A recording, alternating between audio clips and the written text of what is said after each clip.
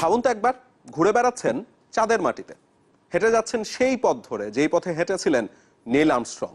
চাঁদ থেকে দেখছেন সূর্যগ্রহণ, কিংবা নাসার স্যাটেলাইটে করে ঘুরে বেড়াচ্ছেন চাঁদের চারিপাশ। এমনই এক virtual reality application lunar VR, যা তৈরি করেছেন শাহজালাল বিজ্ঞান ও প্রযুক্তি বিশ্ববিদ্যালয়ের 4 শিক্ষার্থীর দল অলিক। সম্প্রতি নাসার স্পেস অ্যাপস চ্যালেঞ্জে বাংলাদেশের হয়ে প্রথমবারের মতো অলিক তাদের তৈরি অ্যাপস দিয়ে বিশ্বের আর সব দেশকে পেছনে ফেলে বেস্ট ডেটা ইউজ ক্যাটাগরিতে চ্যাম্পিয়ন হয়। 0, all engine running. Liftoff. We have a liftoff. 32 minutes past the hour. Liftoff on Apollo 11. 16 July 1969, Apollo 11তে করে চন্দ্রালোকে অভিযানে পৃথিবীর মানুষ। তার ঠিক 4 দিন পর 3,84,400 কিলোমিটার পথ পাড়ি দিয়ে চাঁদের মাটিতে প্রথম মানব হিসেবে পা রাখলেন নীল আর্মস্ট্রং। ছোট্ট সেই পদক্ষেপেই রচিত হলো চন্দ্রবিজয়, পৃথিবীর বিভিন্ন প্রান্তের প্রায় 53 কোটি মানুষ যা টেলিভিশনে দেখে সাক্ষ্য হলেন এক নতুন ইতিহাসের। এরপর এখনো পর্যন্ত মাত্র 12 জন মানুষ পা রেখেছেন চাঁদের মাটিতে। চন্দ্রবিজয়ের এসব গল্প শুনতে শুনতে অনেকেরই হয়তো ইচ্ছে হতে পারে চাঁদের মাটিতে একটু হেঁটে বেড়াতে, কিংবা প্রিয়সীর রূপের সাথে চাঁদের তুলনা করে কবিতা লেখার ফাঁকে সেখানে একটু ঘুরে বেড়াতে। বিজ্ঞানের এগিয়ে চলার যুগে কত কিছুই তো হয়, কিন্তু তাই বলে চাঁদের মাটিতে হেঁটে বেড়ানো তাও কি হয়? এমনই এক virtual reality app lunar VR, যা আপনাকে দেবে চাঁদের মাটিতে হেঁটে বেড়ানোর অনুভূতি। তৈরি করেছেন বাংলাদেশের শাহজালাল বিজ্ঞান ও প্রযুক্তি বিশ্ববিদ্যালয়ের 4 শিক্ষার্থী।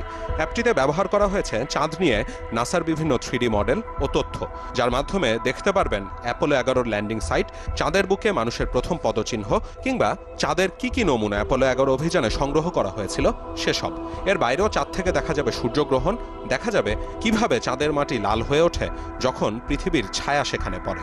চাইলে অভিজ্ঞতা নিতে পারবেন নাসার এলআরও স্যাটেলাইটে করে চাঁদের চারপাশ প্রদক্ষিণেরও। নাসার অনেক ডেটা ছিল, ওদের অনেক ইমেজ ছিল, তো আমরা ওই ইমেজগুলো নিয়ে একটা অ্যাপ তৈরি করি, যেটা দিয়ে আমরা এই ভিআর হেডসেটের মাধ্যমে কেউ একজন ঘরে বসেও চাঁদে কেমন, মানে চাঁদে গেলে কীরকম লাগতে পারে, বা চাঁদ থেকে সোলার ইলিপস দেখলে কীরকম হতে পারে, বা চাঁদের ওই যে অ্যাপোলো 11 যেখানে ল্যান্ডিং স্টেশন, ওইটা দেখতে কেমন, আমরা একটা মানে 360 ভিউ দিতে পারি সবাইকে, যেটা দেখে তারা বুঝতে পারে যে হ্যাঁ চাঁদে গেলে ব্যাপারটা এরকম, চাঁদটা দেখতে এরকম। আমাদের ফিচার আছে যে চাঁদের টেম্পারেচার ডিপেন্ড করে কালার চেঞ্জ হয়, সো আপনি ওইখানে কালার দেখে বুঝতে পারবেন যে টেম্পারেচার কেমন, ওইটা ওইরকম কিছু কাজ করা হচ্ছে আর কি অ্যাপটা। অ্যাকচুয়ালি জাস্ট এই অ্যাপের পিছনে আমরা খুব বেশি হইলে 2 সপ্তাহের মতো টাইম পাইছি আর কি, এবং এটা আমাদের ফার্স্ট স্টেজ ছিল, যেটা দেশের উইনার হওয়াটা। দেন তারপরে আমরা অলমোস্ট 1 মাসের মতো টাইম পাইছিলাম আমরা এটাকে পলিশ করার জন্য। ভার্চুয়াল রিয়েলিটিটা হচ্ছে অনেক নতুন একটা বিষয় বাংলাদেশে, তো আমরা হচ্ছে সেই নতুন বিষয়টাকেই সবাইকে জানানো যে ভার্চুয়াল রিয়েলিটির মাধ্যমে কী করা মানে পসিবল। আমাদের আসলে এই পরিবেশ বাঁচানো বা এগুলা সম্বন্ধে আরও মানে সচেতন হওয়ার ব্যাপারে আসলে এটা অনেক সহায়তা করবে।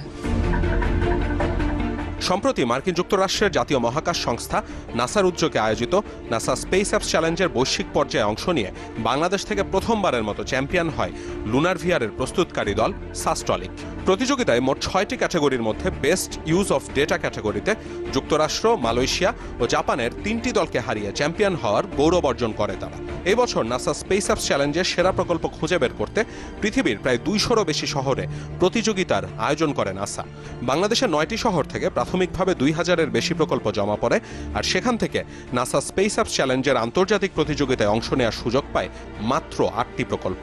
পরবর্তীতে বিশ্বের 79টি দেশের বাছাইকৃত 2729টি প্রকল্পের সাথে লড়াই করে শীর্ষ 4-এ জায়গা করে নেয় লুনার ভিআর, যেখান থেকে 1395টি দলকে হারিয়ে চ্যাম্পিয়ন হয় সাস্টলিক। যখনই আমি দেখি যে এই ধরনের একটা প্রতিযোগিতায়, ন্যাশনাল প্রতিযোগিতা, একটা ইন্টারন্যাশনাল প্রতিযোগিতা, সারা পৃথিবী থেকে ছেলেমেয়েরা এখানে পার্টিসিপেট করছে, সেখানে আমাদের ইউনিভার্সিটির 4 জন স্টুডেন্ট তারা যদি এত চমৎকার, এত ভালো একটা কাজ করে, তো অবশ্যই সেটা আমাদের জন্য অনেক গৌরবের ব্যাপার। আমি ব্যক্তিগতভাবে অনেক বেশি খুশি আর একটা কারণে, সেটা হচ্ছে গিয়ে যারা পার্টিসিপেট করেছে তারা কেউ কিন্তু কম্পিউটার সায়েন্স ডিপার্টমেন্টের স্টুডেন্ট না।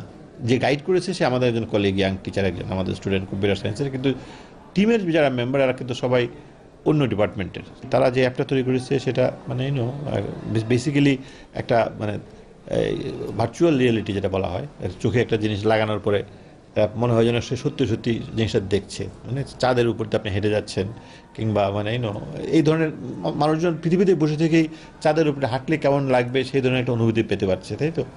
এবং নাসা যখন প্রতি বছর বিভিন্ন ধরনের স্পেস এক্সপ্লোরেশন করে, তাদের প্রচুর এরকম ডাটা আছে, বিভিন্ন ধরনের ডাটা আছে, এবং এই ডাটাগুলি কীভাবে ব্যবহার করবে তারা জানে না ঠিক করে। এই জন্য সারা পৃথিবীর মাঝে ছড়িয়ে দিতে যাচ্ছে যে দেখি আমাদের ইয়াং স্টুডেন্টরা কোনো ভালো আইডিয়া নিয়ে আসতে পারে কিনা। ওরা যে জিনিসটা এনেছে সেটা খুবই অসাধারণ।